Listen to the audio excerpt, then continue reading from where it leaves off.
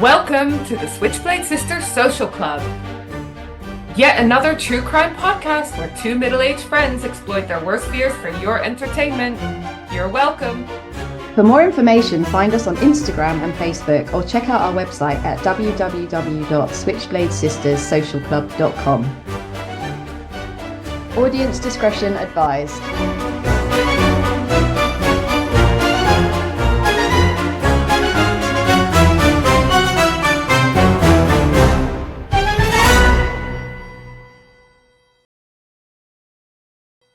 Hi, this is Dee, and I'm joined by Emma. Hi. And we are the Switchblade Sisters Social Club, where two friends exploit their worst fears for your entertainment. You're welcome. So I've had a day of heavy self-reflection today because not only did I have my weekly counseling session, I also had my final ADHD assessment. So I've had in total about maybe 3 hours of talking about my fault and the things I struggle with and the things that I've spent my whole life masking, all brought to the fore and discussed and analyzed. Fun. Do you know when you get your results? Yeah, the process is through RTN. I really recommend them if you have the ability to go privately to get your assessment. And basically, the whole process doesn't take that long. It's just like a couple of months when you think you've been going undiagnosed for forever. It's not that long.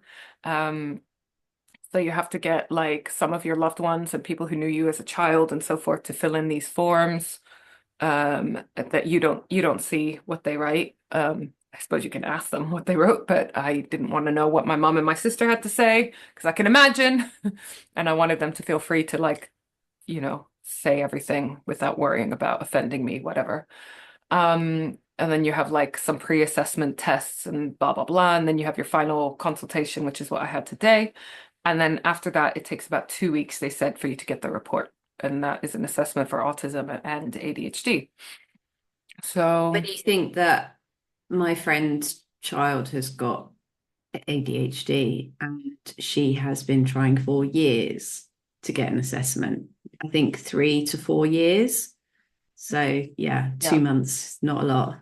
no, and this is the problem. Like, I'm very fortunate in that I was able to go private, but obviously money is an object for a lot of people for this. And to wait on the NHS, I mean, if you think that it is an issue for you, then definitely go to your doctor and get yourself on the waiting list in the meantime. Yeah. But just it takes ages for even kids to get diagnosed, and obviously they put them as higher priority, quite rightly, I think. But it means if you're an adult with suspected ADHD or autism, it can take years, and that's another reason why there's the movement to take self evaluation as valid, safe self-diagnosis, because that process is just out of reach for a lot of people to get an official diagnosis, which is really sad and unfortunate. And yeah, it wasn't nearly as painful as I thought it would be. I'm just feeling a bit raw and emotional after having to talk about all my bad shit for quite a long time. Oh my God, can you imagine if I had to do it last week when I had my period? We both were having our period at the same time. But if I was like, don't schedule it for when you have your cycle, ladies, because No. not if you don't want to spend like 2 hours just crying to a stranger on Zoom. But yeah, it's worthwhile. My sister said that she works with a lot of companies and people that deal with the issue of neurodiversity. She said no one has ever regretted going for a diagnosis, whatever the result. No one's turned around and said, "Oh, I wish I hadn't got tested." Yeah. So that's interesting, isn't it? In terms of understanding yourself, I feel like I have a little bit of experience with it from being diagnosed as an adult with dyslexia. It was so nice to understand why I struggle with stuff and not try to force myself to do things the way everyone else does. Why can't I just do this when everyone else seems to be able to do this? And just be like, well, I just can't. So let's just work out a way that I can do it, which will be different, but just as valid and whatever, you know? Yeah. So, yeah, so we'll see. But just wanted to talk about it on here because I think we've got a platform to kind of normalize talking about these things, which is Absolutely. really important. There's no shame in getting tested for things like this, struggling with things like this, having anxiety, having depression, blah, blah, blah. We've got it all. Yeah. And also just to let everybody know that Dee is convinced that I also have ADHD, which is probably why we're so close. Yeah, Not because that she thinks I've got it, but because I yeah. have it. Well, because one of the questions was, do you think that you annoy people around you with some of these things that you do and you struggle with or whatever? And I was like, well, to be honest, I think that everyone around me, I think all my friends might have some sort of neurodiversity situation. And they all know, like, for example, it's just an unspoken rule with me and my close friends. Like, if a cute animal pops into anyone's line of vision, that we can stop a conversation no matter how serious it is. You might be telling me that, your dear relative has passed away, but if a cute puppy comes up to us, we're stopping that. We're putting a pin in it, playing with the puppy, and then going back to that very important Yeah. conversation. And it's happened before, it'll happen again. And yeah. So I'm very lucky in that my friends are very accepting and also as cuckoo bananas as me. Thanks. You're welcome. So, on to the case. I'm so excited about this one. I don't know why. Why am I so excited about this one? Oh, because I think you'll be excited about it. It goes to Okay. our love of 90s hip hop. Amazing. hmm And it's also still on the vibe of being a little bit different for me because this is not a specific crime, so to speak. It's just someone who's lived a very crimey life. Okay, because I And remember listening to one of your previous podcasts before I was obviously co-host with you, and you did that one about the two Scottish rappers who pretended they were American. Billy Loved Billy it. and his pal. Yes. Yeah, can't remember the other one's name.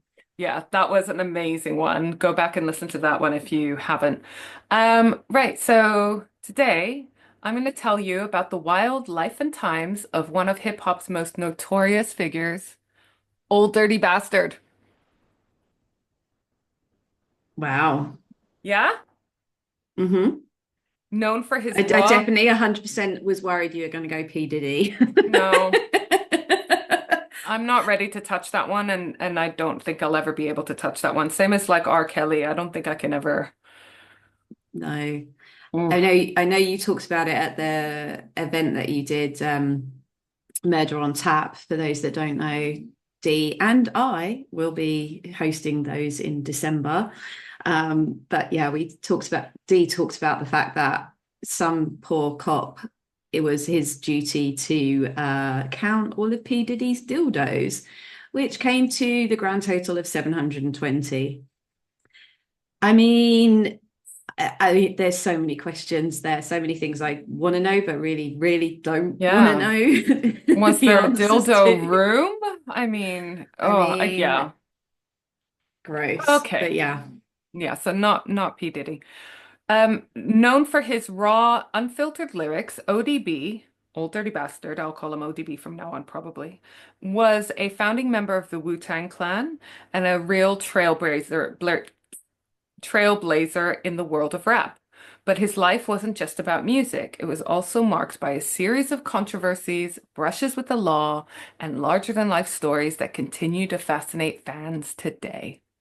Mm. That's my intro. My ODB, yeah, you know me. Yeah, you know me. So main source was it's Disgraceland is an awesome podcast covering it's quite true crimey, but it mainly covers each episode is about a different like controversial musician of some Okay. kind, and he has a whole series on each of the members of the Wu-Tang Clan, which is Oh, awesome. wow. Yeah. It's really, really good. And like Scott Whelan from Stone Temple Pilots, I listened to Gigi Allen.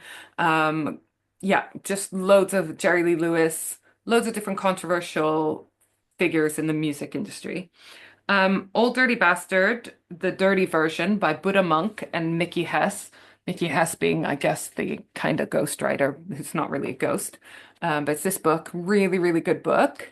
Um, Buddha Monk was one of his close friends, and in one of his other projects, you know how they all had a million different projects. Yeah. But yeah, I'm going to talk about ODB. Yeah, you know You know me. me? I wonder how many times I'll say that. I won't say it again, I promise. Oh, I will. So ODB was born Russell Tyrone Jones in Brooklyn in 1968. He was known by his mother, Cherry, as Rusty. Cherry was a dispatcher for the police, and the dad, William, worked for Metropolitan Transit Authority. They did separate eventually, but only when he was about 16. So he had a fairly stable upbringing for, compared to those around him, let's say. ODB spent the majority of his time um, with Cherry, who's after they separated, whose grandfather was Chief Fred Cuff of the Shinnecock Indians. So his mum was of American Mm, Indian descent, and his father was African American descent. okay. He originally rapped as a Son Unique, which I think we can agree is shit name. It's a very shit name. But I probably shouldn't diss on it too much because it was a little bit religious-y, his reasons for picking it, but you know how I feel about all religions.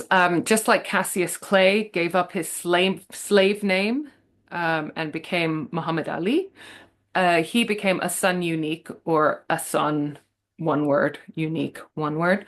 So it's kind of a lovely sentiment, but it was linked to some religious movements, which I'll talk about in a little bit.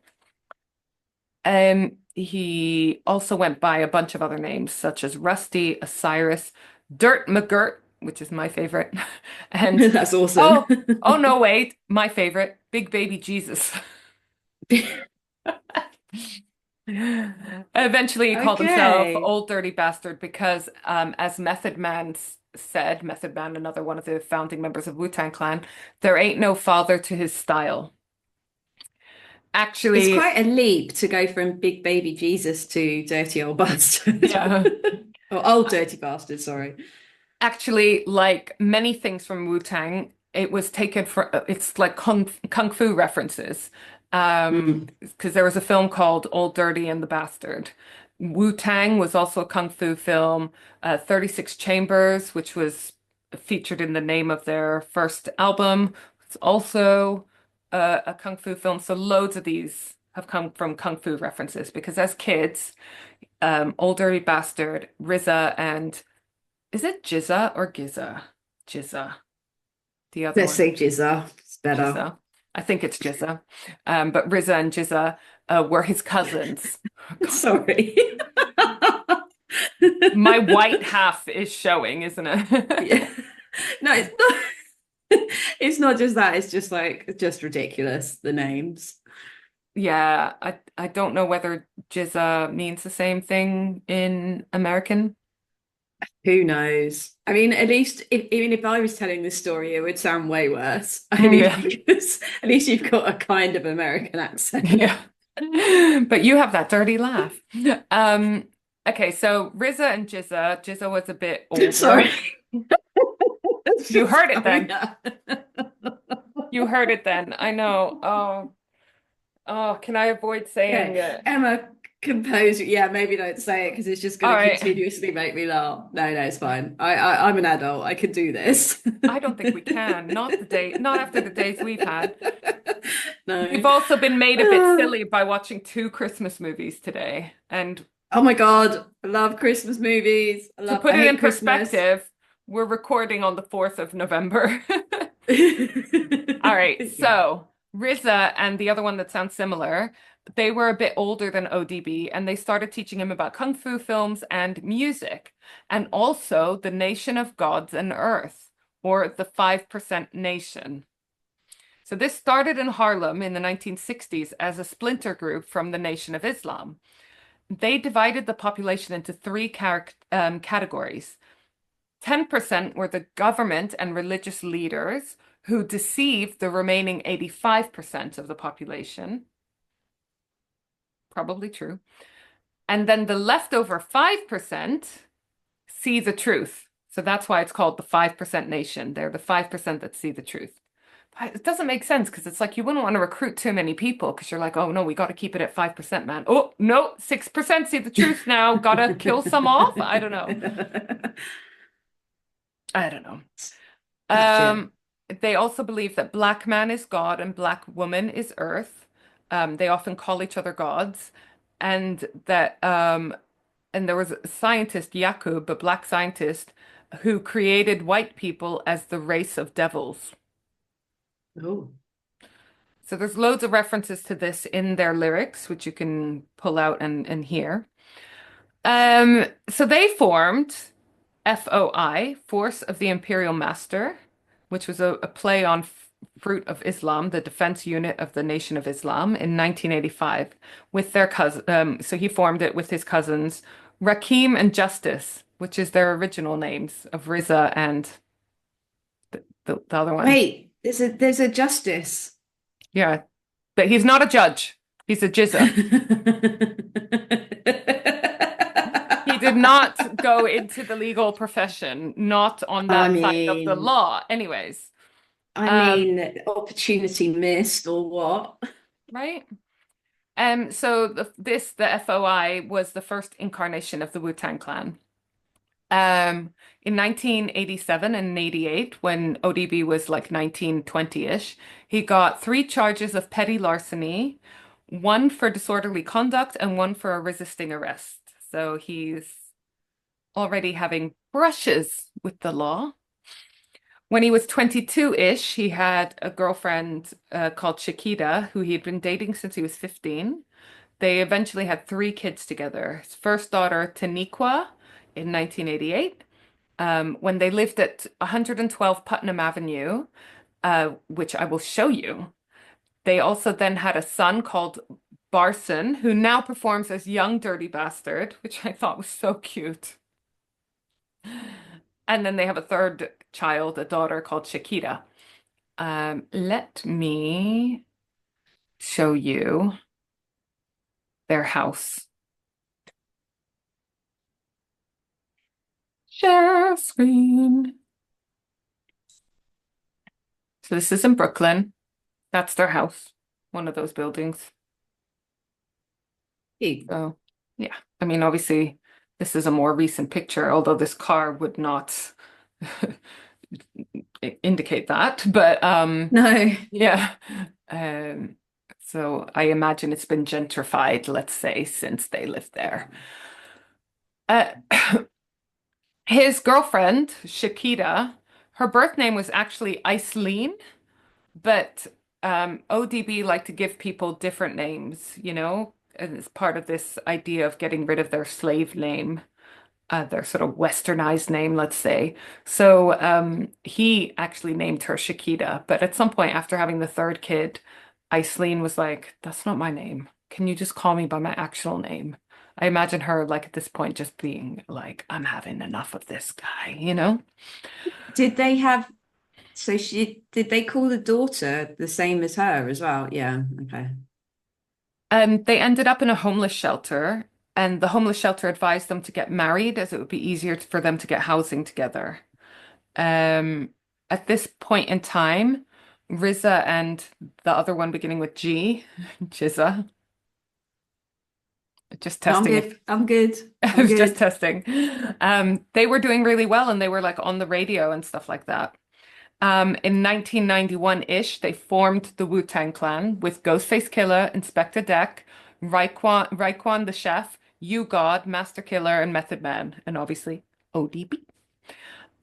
ODB recorded his debut album in 1992 with, hang on, his recorded debut, ODB's recorded debut was in 1992 with Wu-Tang's self-released single Protect Your Neck, which is still to this day a classic.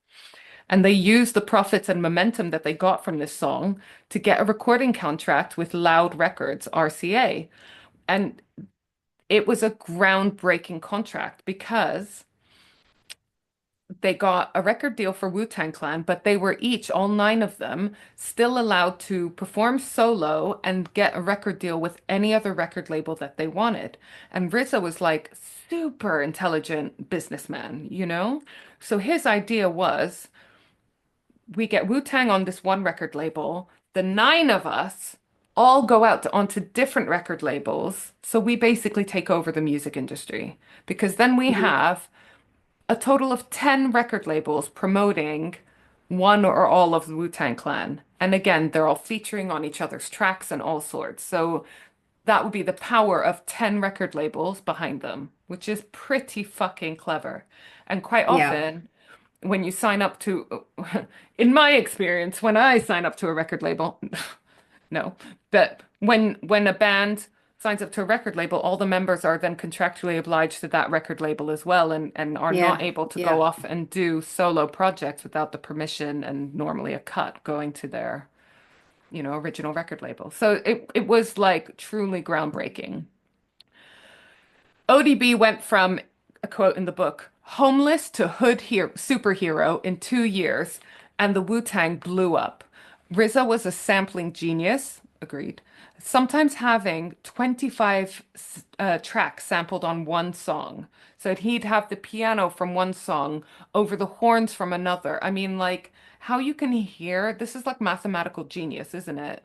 Like, how you Yeah. can hear all those different things and hear how they would work together when they're totally different pieces of music. It's just mind-blowing, isn't it? They got a $200,000 advance on their album, but remember they do have to divide everything by nine, and RZA Yeah. was always getting a larger cut because he was the producer as well. So actually, ODB only walked away with 20 grand of an advance, which is obviously 1991-ish. Still a nice chunk of change, right?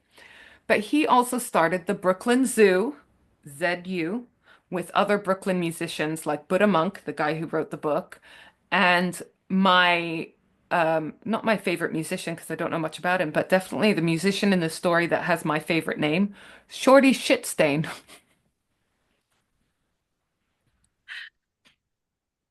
I mean, why? It's Why just would like you call yourself that?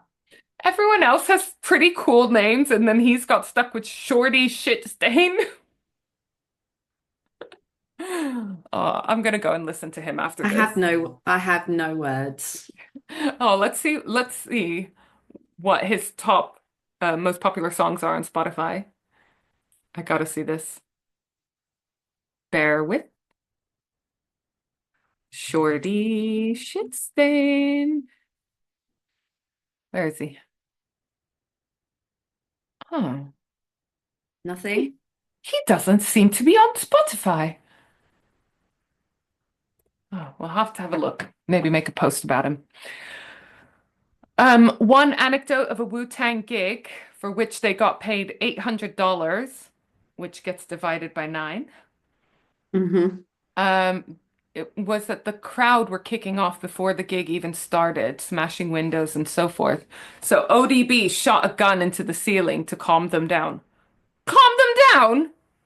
If you were at a gig and there were gunshots, would you calm the fuck down? I would do, No, I'd run a mile. right? Apparently it worked in 90s Brooklyn. So, Okay. in 1991, RZA is accused of attempted murder in Ohio. He'd been involved in a shooting, but he beat the charges. But it wasn't the only court case at the time. So these are nine people who have lived difficult lives, let's say. Yeah. So I don't think there was one moment where there wasn't one of them No. or multiple of them having some kind of legal issue. That's just what you want as well, isn't it? A load of guys with gang affiliations earning a shit ton of money, Right. having all this control over people. So Great. Buddha Monk says they spent more time in court than in the studio while recording Enter the Wu-Tang album. Not surprised. Not surprised. In 1992, ODB got involved in a bar fight in New York and was charged with assault and fined $5,000. This was a felony, by the way, so that comes up later. One time they got stopped and searched, and a gun was found in the car. It was ODB's, but his mate claimed it was his because after the bar fight charge, ODB would have faced 20 years for having a gun. So instead, his mate took the blame for having this gun and spent 3 years on house arrest. Oh, wow. That's a good friend. That's a fucking good friend. I would gladly take house arrest for you because, to be honest, it'd be an excuse not to have to leave the house. You're like, yeah, stay at home all the time. You'd come and Awesome. visit me, wouldn't you? I'm Of not course. And making just to say, light. I would do it for you as well. Yeah. That goes without saying. I mean, why don't we just neither of us carry illegal guns? This is true. hmm Also, I feel like we're very good at owning our own shit, so. Um, Enter the Wu-Tang reached 41 in the chart and number 8 on the R&B hip hop charts, and it went gold. So they blew up. RZA's plan was for each member, like I said, to sign to a different record label so that they're taking over the industry, and all of the labels were promoting, them and each other. ODB signed with Elektra. Um, he had quite often 30-day studio sessions, um, because, mainly because he worked real slow. Oh, Yeah. And he'd also started drinking quite a lot. He got the self-appointed nickname, but I'm sure others were very happy to use it after the Kung Fu film The Drunken Master, because he very much liked to drink. But Elektra were treating him like a king. He had money coming out of his asshole, and therefore that is what led him to getting heavily into cocaine, which of is course. unfortunate. Um, he started disappearing regularly and living the hip hop life, drugs, girls, parties, etc. He's still married, but he had regular affairs, long term, short term, and so forth. And according to ODB, he had 13 kids, three by his wife, and at least four other women. Um, Wow. he he was known to be really considerate and caring in his community, regularly paying for people's groceries at the bodega or giving money to kids in the street. But unsurprisingly, as his drinking and his cocaine use escalated, as did his paranoia. Yeah, they say drugs are bad. Um, there was one night in 1994 where he thought a car was following him home, so he jumped into someone's garden to hide. But this person whose garden he jumped into had three Rottweilers. Oh no. He managed to stick his head through the dog flap to ask the lady of the house to call the police because he was being followed. But before they arrived, he'd run away down the street. I don't know if it was because of the dogs or because of his paranoia again. When the police finally did catch up with him, they didn't believe that he was being followed. They just thought he was fucked up and paranoid, right? Um, and Buddha Monk says in the book, just because you're paranoid doesn't mean they're not after you. And this is so true of ODB. Like he was paranoid and fucked up, but he did have a lot of people coming after him. Um, Wu-Tang, what's interesting is that even though they were very New York, very, very New York, they managed to stay out of the stupid East-West Coast divide thing that was going on in rap at the time. Um, Hmm. but when Tupac first got shot, not fatally, but he had been shot previously to that, this fueled ODB's paranoia. And there was actually quite a few shootings at the time of other rappers and so forth. So he was getting paranoid. It was a dangerous world that they lived in. ODB moved his family to Harrisburg, Pennsylvania to be safer in the suburbs, but he fucking hated it. He was like, no one listens to hip hop here even. It's like, what'd you think? You know? Yeah,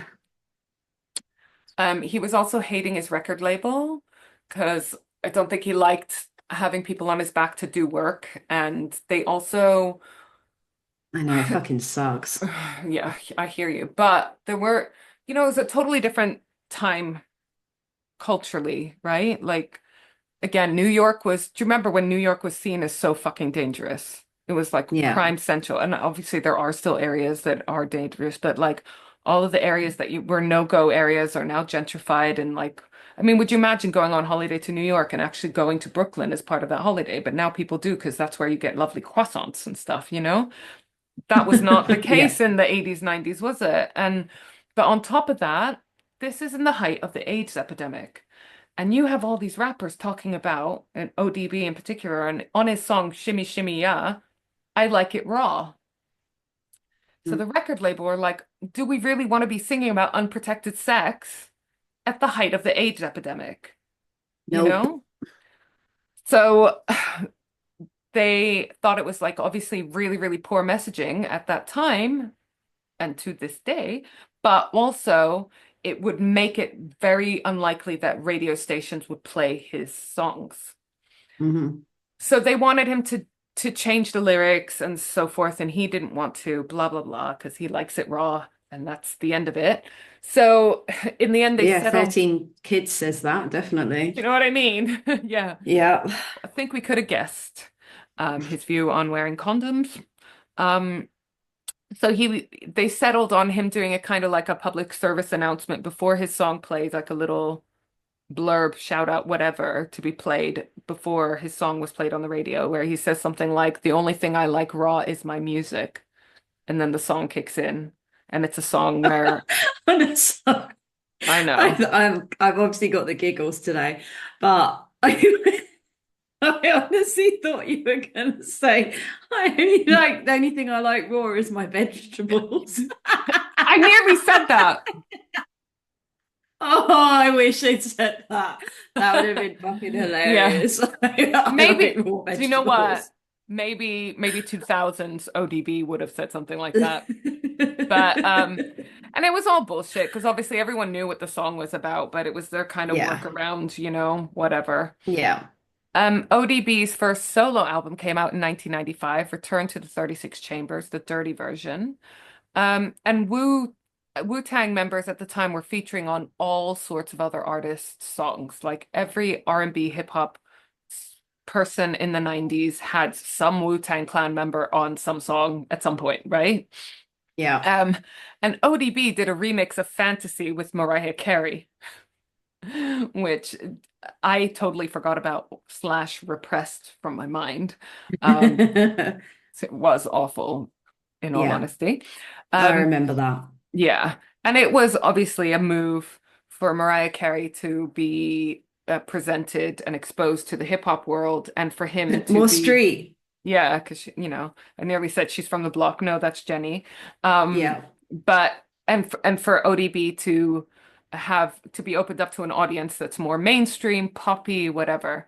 But he even performed with her at Madison Square Gardens, which was like a fucking huge deal. Can you imagine? Yeah, yeah.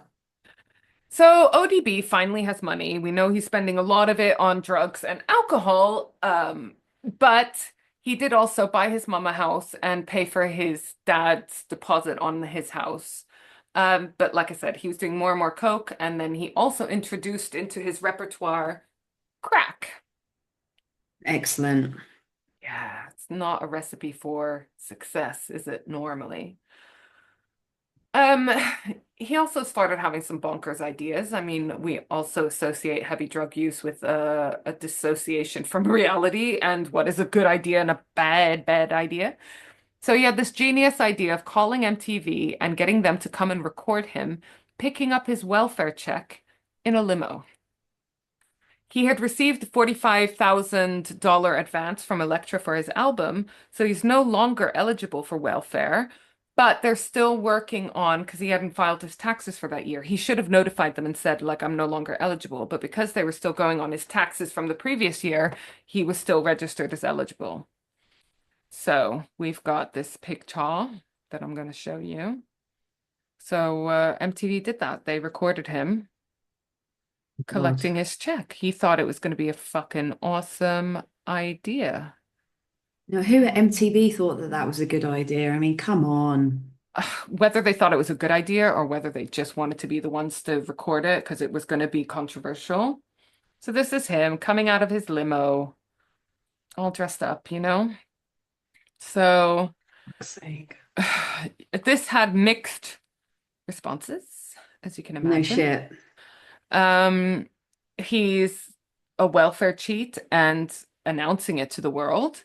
Yeah. And this was at a time where there was heavy talks by Clinton to cut back on welfare because Clinton was on a mission to stop welfare as a way of life. So people that were claiming benefits just for eternity rather than as a sort of stopgap while they needed a bit of assistance, while they were in a difficult circumstance, whatever. And then you have people like ODB flaunting in their face that they are scamming, you know? He Yeah. even, ODB even put his welfare card on his album cover. So you might have seen this, but I got a picture of it. I don't think I can make it bigger. Can I make it bigger? No. But you can see that's his welfare card that he's like tweaked a little bit to put on the album cover. Wow. Yeah. His argument was that as an African American and a Native American, he had been screwed over by America and was owed something. I agree with that sentiment, but that's not how taxes work, is it? The No. people you're screwing out of money when you do this is the taxpayer. Yeah. And then when they make cuts as a result of, the negative attitude towards welfare because of people taking advantage of the system, then it's again the people that are struggling the most that suffer the most. So I don't need Yeah. to explain Not that to cool. you or my listeners. Like, that's not the Not way to cool. express that sentiment. That's not how reparations work, you know? So in 1995, Iceline and ODB separate. I'm surprised they managed to last that long, but they separated over money and groupies. So ODB had enough money to spend on X, Y, and Z, but not ever very much for his wife and three children. And again, he had baby mamas left, right, and center, and other women that he was just having casual sex with. Um, ODB started missing shows a lot. So we already said he started disappearing randomly. He was unreliable. He starts missing shows as well. He was depressed and tired and doing a lot of drugs. Those things are all related. Don't need a degree in psychology to know that. No. Then September 1996, I think it's safe to say that this incident like shook the world. Tupac was shot and died a couple of days later. It was Hmm. one of those like moments in history where everything changes a lot, right? Yeah. Um, because I think it's when a lot of us realized, I mean, we didn't live in the States at the time, whatever, that, oh, it's fucking serious when they're talking about guns and shit. They actually mean it, you know? Like Yeah. they are actually Yeah. involved in that Exactly. life and it doesn't matter how famous you are, you're not safe from this shit and whatever. Um ODB announced his name change at the Tupac Memorial. There was a massive memorial with like every celebrity you can imagine. And that is the moment ODB decides to tell everyone his new name is Osiris. It was part of Egyptian mythology. He was the ruler of the underworld, but also rebirth. I think that's kind of stealing someone's thunder. That's like getting engaged at a marriage, isn't it? Is you just Yeah. don't do it. You Yeah. just don't do it. hmm he thought that Tupac's murder was a government conspiracy. So he was constantly paranoid about the police and the government and so forth. And to his credit, it's not completely crazy because this is the No. 90s. This is at the time of like Rodney King and I mean, to this day, we have a lot of police brutality, especially against young black men. Yeah. But it was like something else at this time, wasn't it? It was fucking awful. And it was without social media making it a lot harder for people to commit these acts. So, I can understand a lot of his paranoia actually, but then he's fueling it with a lot of drugs that maybe Yeah. make his responses and his reactions to it less good. Um, and then part of the reason why the Tupac shooting was so fucking just so groundbreaking, if that's the right word, is because 6 months later, Biggie is shot and killed. So we hadn't Yeah. even like recovered from the shock of that, and then it fucking happens again. So Because that was in retaliation, right? yeah, well, it was all part of the East Coast, West Coast, blah blah blah, Yeah. exactly. Yeah. So it was all tied up in the same kind of conflict. Um, so unsurprisingly, ODB's paranoia escalates even further because Yeah. Rappers are getting shot, to be fair. Um, in Oh my 1990, God, I just had a memory of that song that Welsh group did, Guns Don't Kill People, Rappers Do. Do you remember oh, that song? Goldie Looking Chain. Yes. Goldie Looking Chain. Yes, guns don't Yes, I kill do. people, rappers Rappers do. do. Rappers with guns, though. Yeah, exactly. In 1997, Wu-Tang were going to release their second album, Wu-Tang Clan. Um, but it was so The difficult. original names we've got here. Yeah. Sorry. It was difficult to get all the members together to work on it because, for a start, there's fucking nine of them. How'd you get nine people in the same room regularly? I don't know. I suppose if it's their job, it's like nine people turning up to the office every day. Maybe it shouldn't be Mm. that hard. But they were also all solo artists working on their own projects and then doing stuff with other artists as well. So, logistical nightmare. But their next album went straight to number one. They had a clothing line, Wu-Tang clothing line, which everyone was wearing in the 90s, weren't they? Which was doing amazingly well. Um, but ODB during all this was only paying about $2,000 a month instead of the court-ordered $3,000 a month child support to Iceline, and he owed 35,000 from the previous year.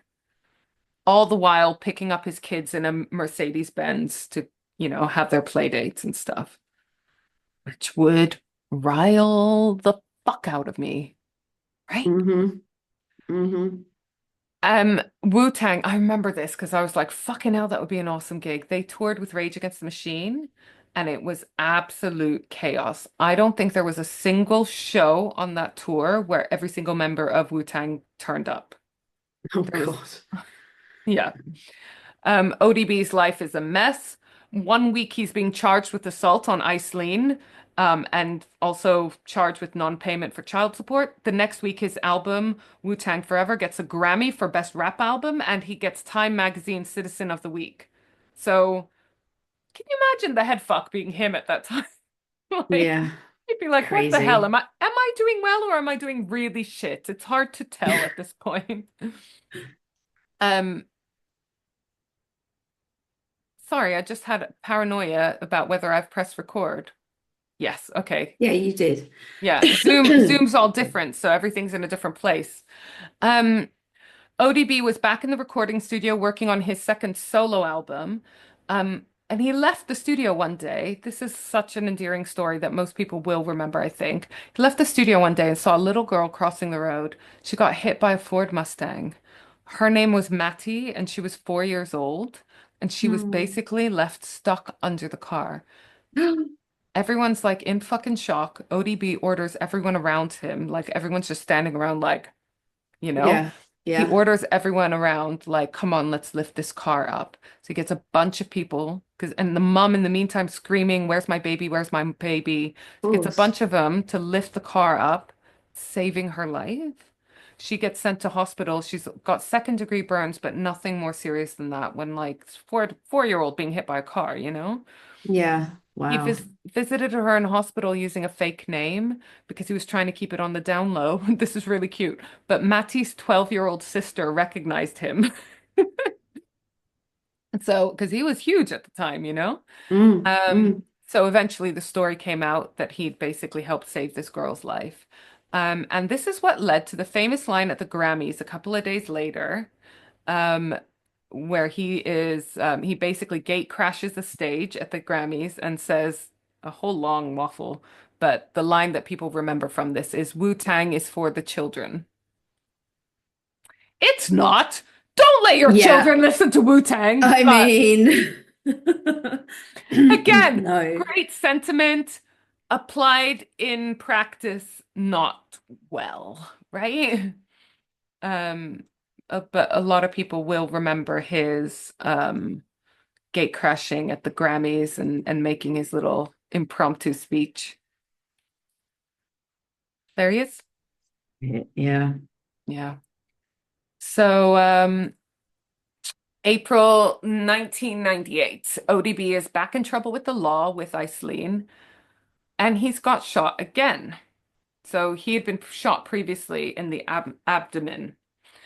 Eh. Um, he'd been shot previously in the abdomen and drove himself to the hospital. He gets shot in 1998 again, this time at his cousin's house.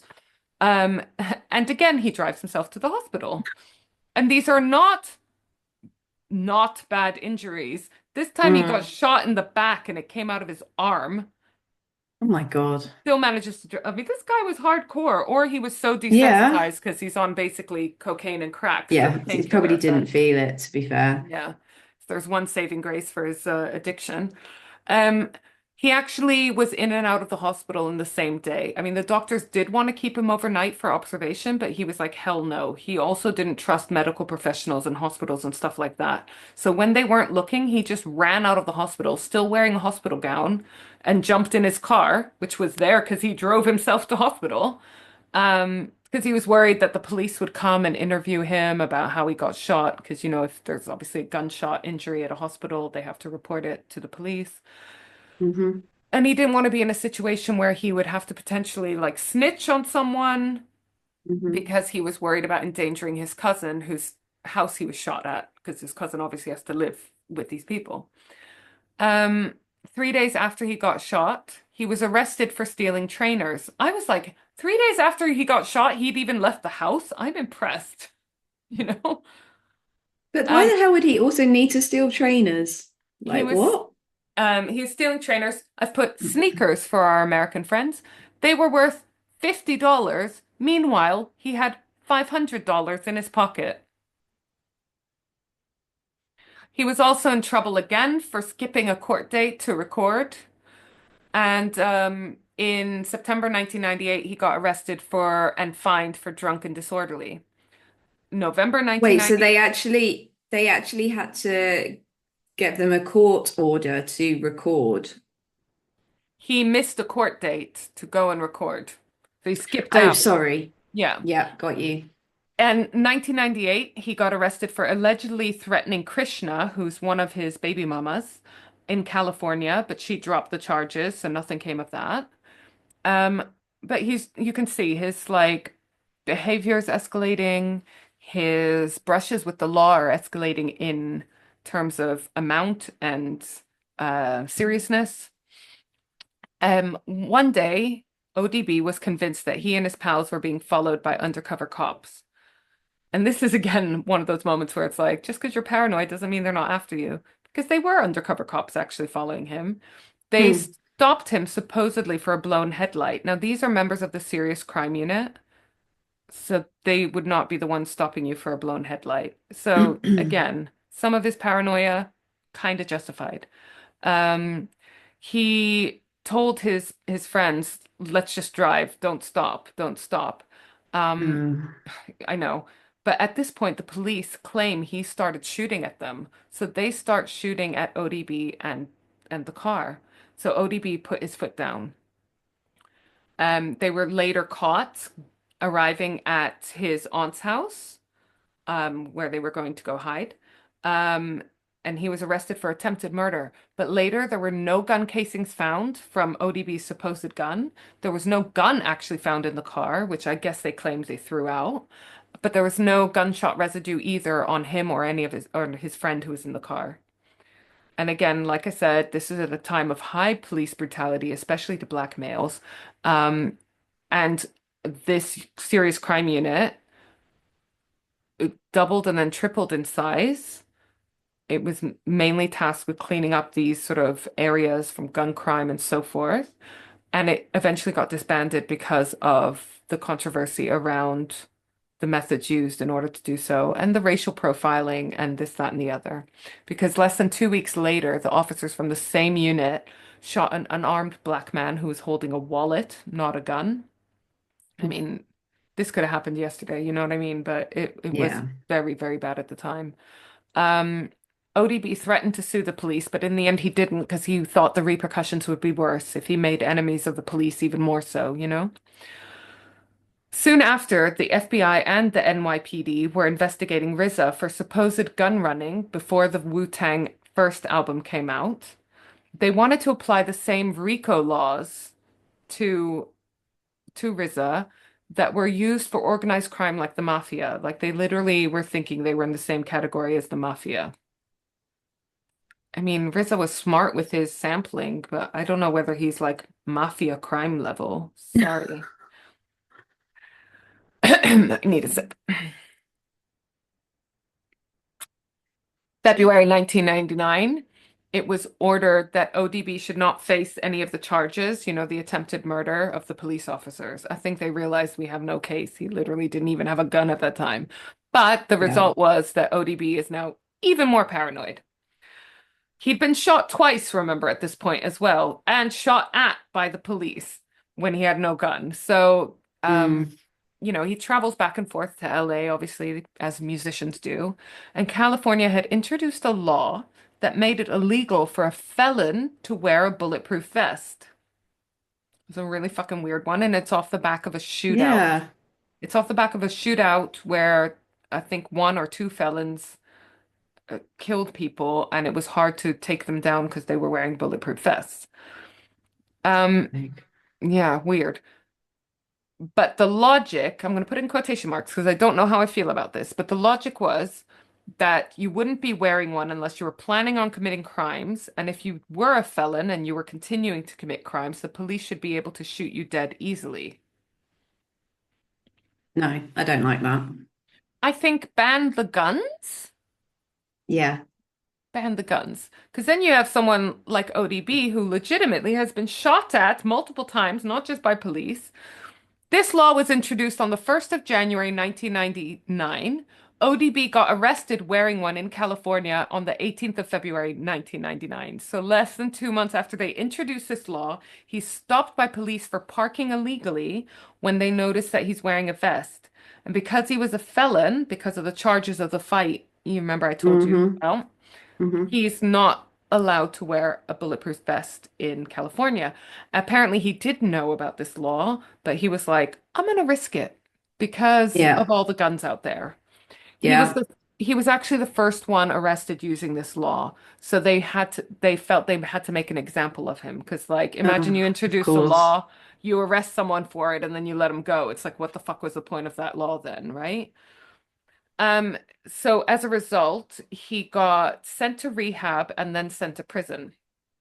Um, Iceline, probably one of the people that knows him best in the world, said he lost touch with reality entirely then. He was getting violent with her in front of the kids even, which was not something he would do previously. She said she wished she had more help in dealing with him, but she said, oh, this is so powerful. You can't stage an intervention with the friends your husband gets high with. Who the fuck was she gonna ask for help? They were all doing this shit, Yeah. you know? Yeah.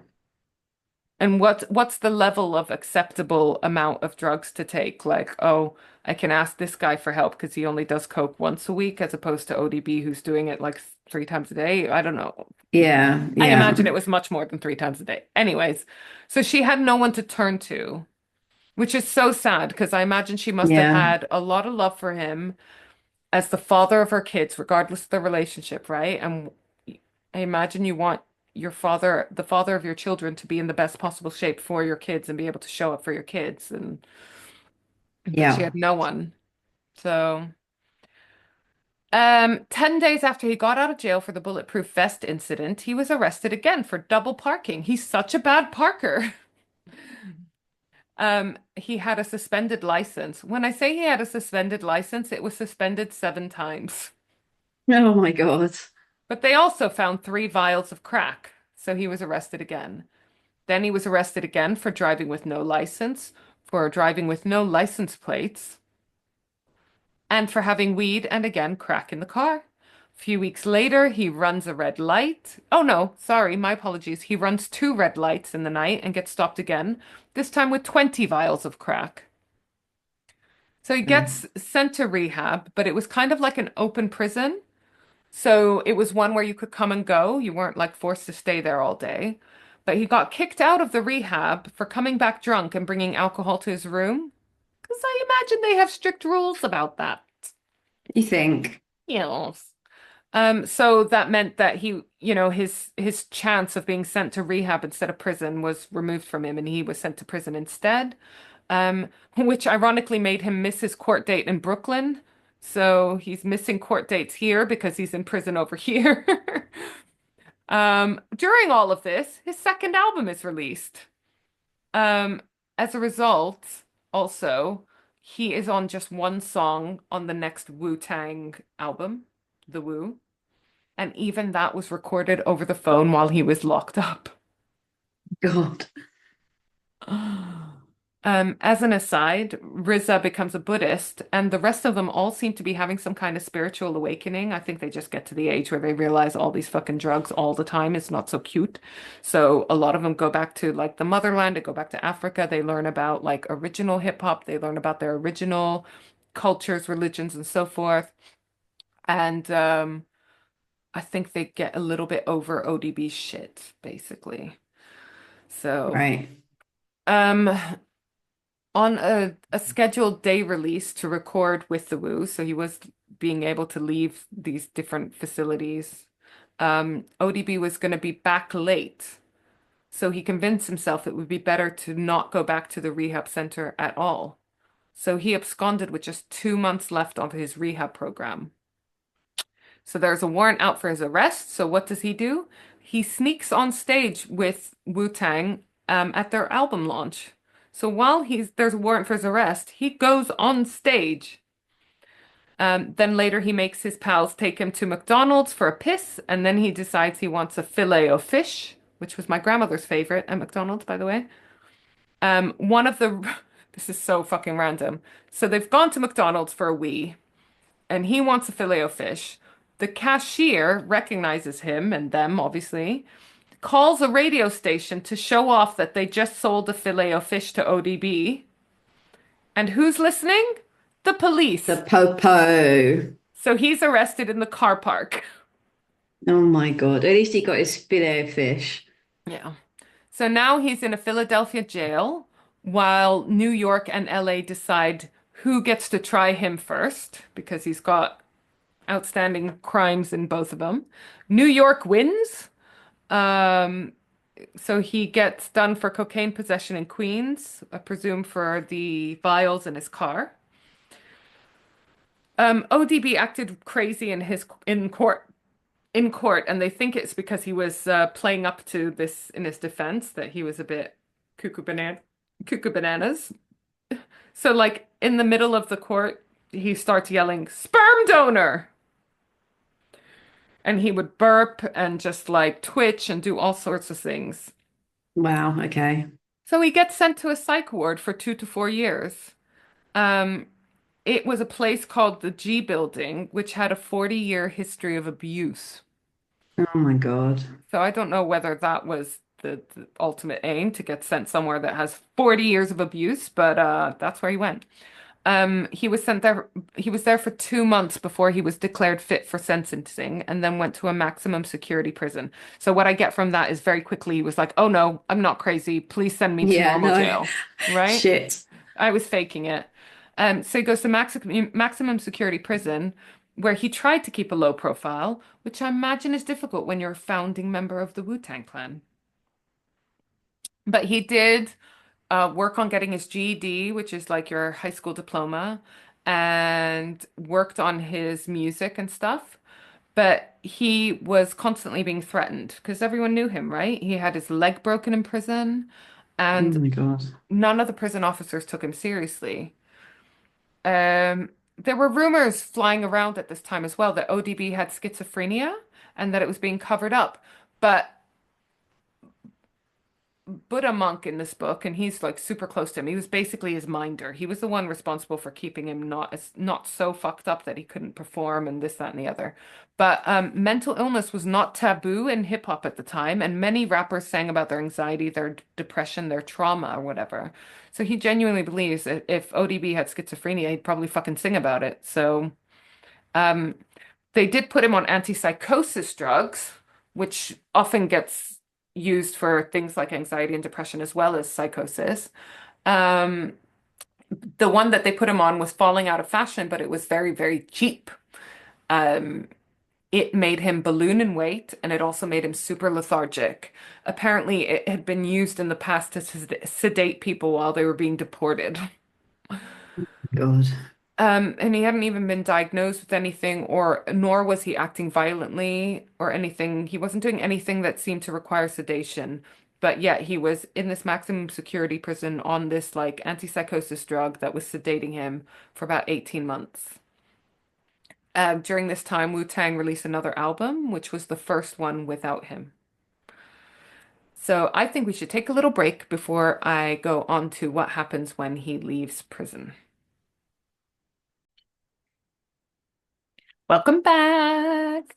So, while ODB is still in jail, he hooks up with Jared Weisfeld, who is a production assistant at VH1. It's like in his early 20s. He wants to get in touch and he meets ODB's mother, Cherry, who at this point is his manager. ODB doesn't have very many options here because he's like fucking seen as a liability. I'm sure he's burned a lot of bridges, so forth. Um, his contract with Elektra had ended, and it didn't really look like he was going to be involved in Wu-Tang Clan anymore either.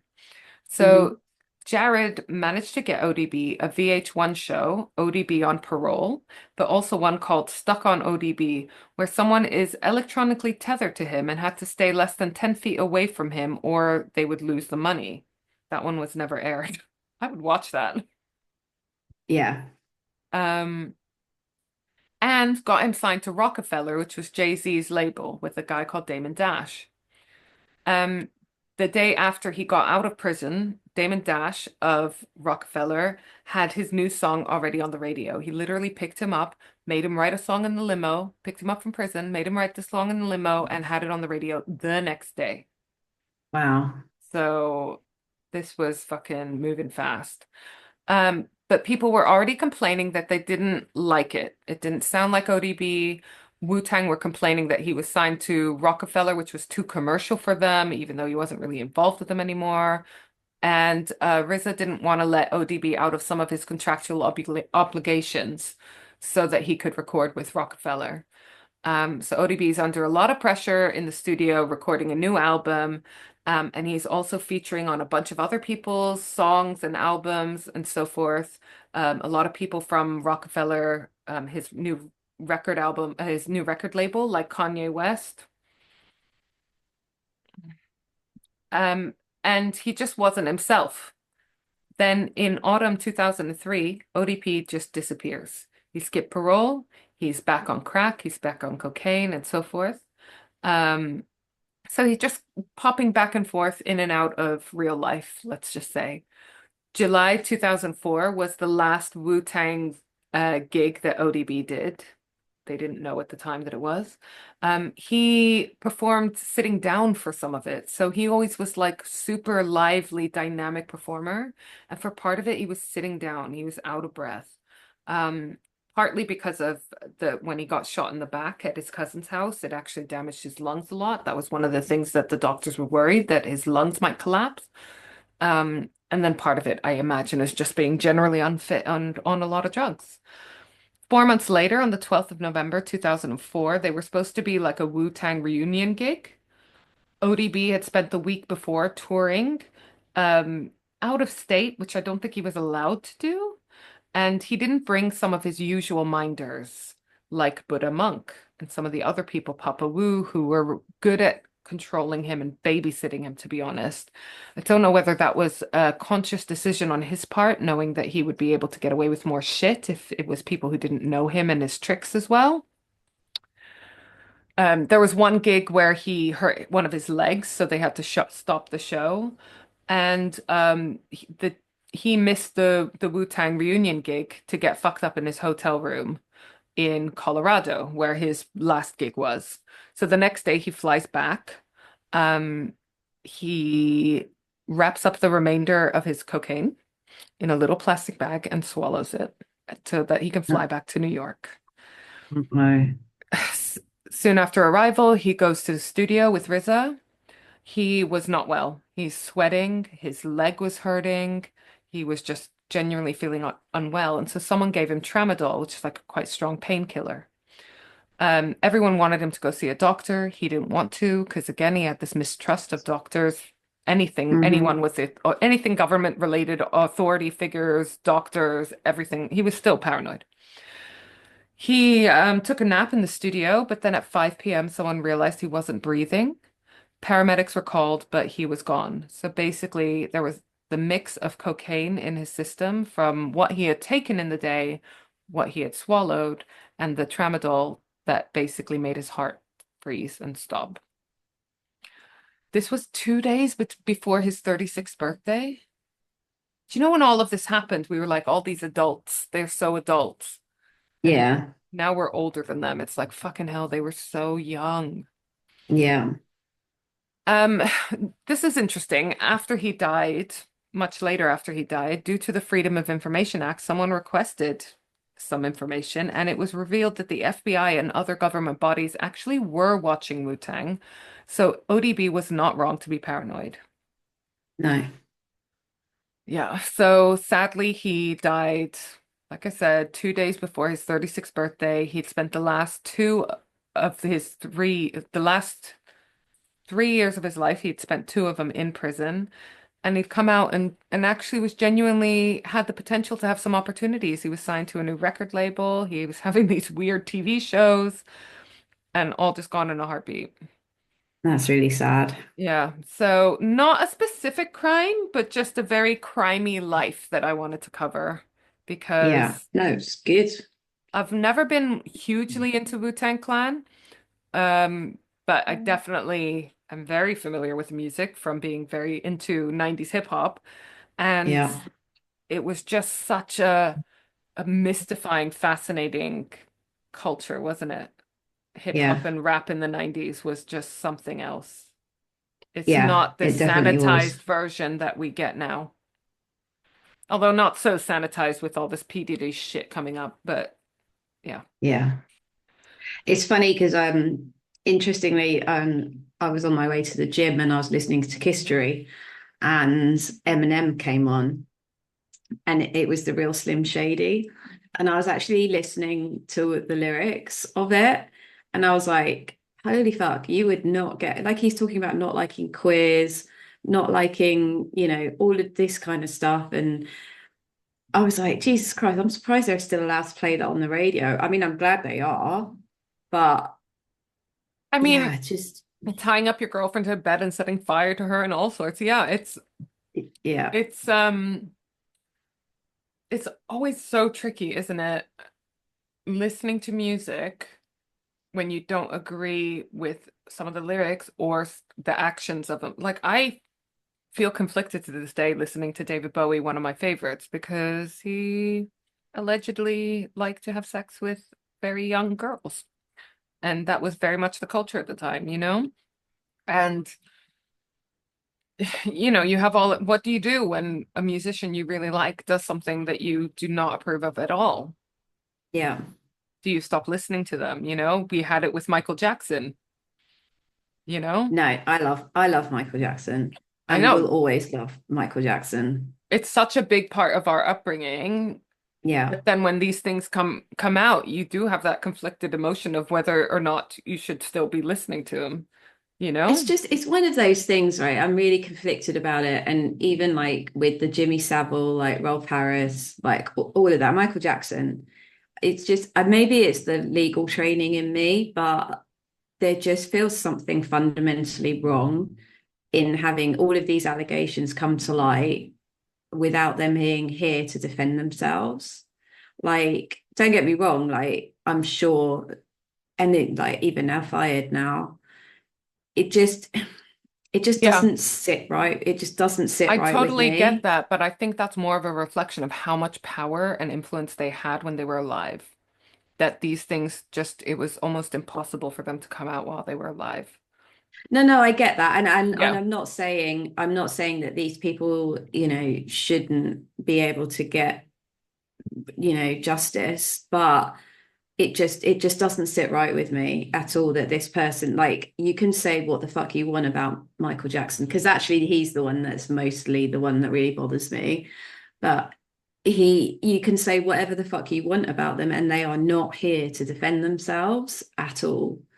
I agree. I think For me, it's like if these people did commit these things, I want it to go to court while they're still alive so that they're either Yeah, cleared of it once and for all, yeah, or they actually have to serve some justice, you know? exactly. Yeah, Yeah.